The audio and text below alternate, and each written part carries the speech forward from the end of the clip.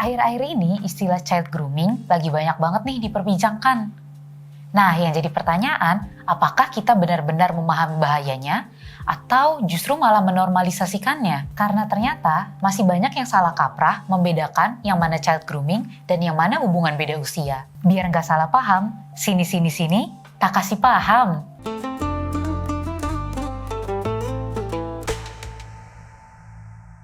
Sejak akhir Desember tahun 2025, memoir berjudul Broken Strings karya Aurélie Moermans menjadi perbincangan luas di media sosial. Salah satu bagian yang paling disorot dalam buku ini adalah pengakuan Aurélie tentang pengalamannya sebagai korban child grooming di masa muda. Tak lama setelah buku ini terbit, pencarian child grooming sempat menjadi tren di mesin pencarian Indonesia.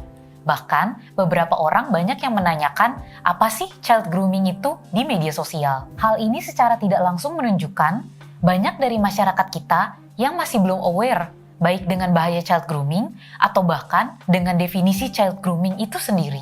Nah, banyak dari kita yang mencampur adukan antara istilah child grooming dengan age gap relationship. Makanya sering muncul pertanyaan kayak, tapi ayah ibuku beda 15 tahun tuh. Tapi si X dan Y beda 10 tahun baik-baik aja tuh. Jadi gini, perbedaan antara child grooming dan age gap relationship itu ada di dua hal. Yang pertama, usia legal, dan yang kedua, konsen antara kedua belah pihak. Age gap relationship adalah ketika kedua belah pihak sama-sama dalam usia dewasa dan menjalankan hubungan romantis tersebut dengan konsen atau sukarela. Di sisi lain, child grooming adalah proses manipulasi psikologis yang dilakukan pelaku dewasa terhadap anak di bawah umur. Tujuannya untuk membangun kepercayaan dan ikatan emosional sebelum akhirnya melakukan pelecehan atau eksploitasi seksual. Nah, disinilah yang berbahaya, karena terkadang korban child grooming itu tidak sadar kalau dirinya sedang di-grooming. Akibatnya fenomena grooming ini kerap diabaikan oleh masyarakat, bahkan oleh orang tua si anak sendiri, karena suasananya yang terlihat tenang. Walaupun sebenarnya ketimpangan usia, pengalaman, dan kuasa membuat persetujuan anak itu gak bisa dianggap setara. Pelaku biasanya memanfaatkan ketidakmatangan emosi anak, lalu mengarahkan hubungan sesuai keinginannya sendiri. Setelah berhasil merebut hati korban, ia pun juga akan cenderung merebut hati orang-orang di sekeliling korban, dengan tujuan mendapatkan kepercayaan penuh untuk bisa memiliki akses penuh terhadap korban. Menurut psikolog klinis anak dan remaja Gisela Tani Pratiwi, ketika sudah memiliki kepercayaan, korban akan dibuat ketergantungan. Pelaku biasanya juga akan bereaksi dengan mengisolasi korban dari keluarganya dan teman-teman terdekatnya. Psikolog Gisela juga menambahkan, banyak korban grooming yang baru menyadari kekerasan yang dialaminya justru ketika ia dewasa. Dampaknya pun beragam, mulai dari rasa bersalah, keraguan pada diri sendiri, emosi yang tidak stabil, kesulitan membangun relasi sehat, hingga gangguan kesehatan mental. Sayangnya, fenomena child grooming dan kekerasan seksual terhadap anak di bawah umur ini masih tergolong banyak terjadi di Indonesia. Berdasarkan data dari KPAI, kekerasan seksual terhadap anak terus meningkat dari tahun ke tahun dengan pelaku terbanyak seringkali berasal dari lingkup terdekat. Menanggapi maraknya fenomena child grooming ini, anggota Komisi 13 DPR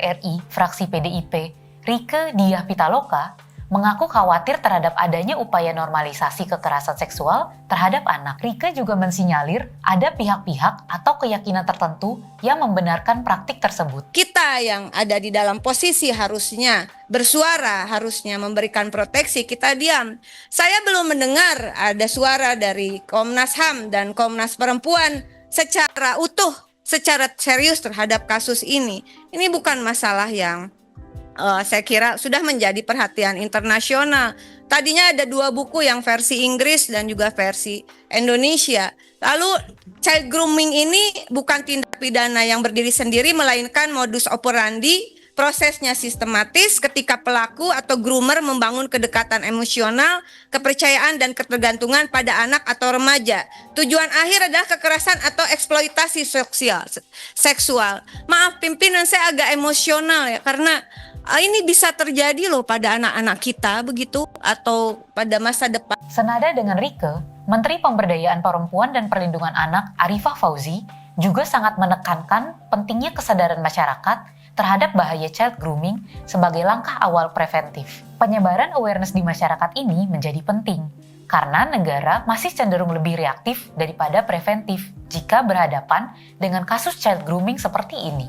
Kembali ke pertanyaan awal, apakah masyarakat Indonesia menormalisasi child grooming? Jawabannya tentu saja tidak. Tapi, tanpa pemahaman yang cukup, kita bisa saja membiarkannya terjadi. Dan disinilah peran orang dewasa menjadi krusial untuk peka, peduli, dan berani melindungi anak-anak dari kekerasan yang seringkali tak terlihat.